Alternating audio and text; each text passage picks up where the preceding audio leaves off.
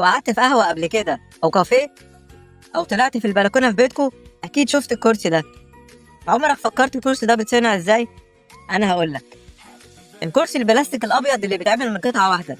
أيوه بالظبط كده، الكرسي المشهور اللي كلنا بنشوفه في كل مكان في العالم. خفيف ورخيص وبيتكون فوق بعضه ويستحمل المطر والشمس والجو الوحش. ده مثال واضح على تصميم الصناعة الحديث ببساطة.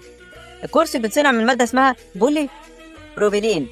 يسخنوا حبيبات البلاستيك لدرجة حرارة حوالي 220 درجة مئوية لحد ما تسيح وتبقى سايلة. بعد كده بيدخلوها في قالب معدني معمول على شكل كرسي، يسيبوها تبرد وتتماسك، وبعد كده القالب بيتفتح ويطلع الكرسي جاهز.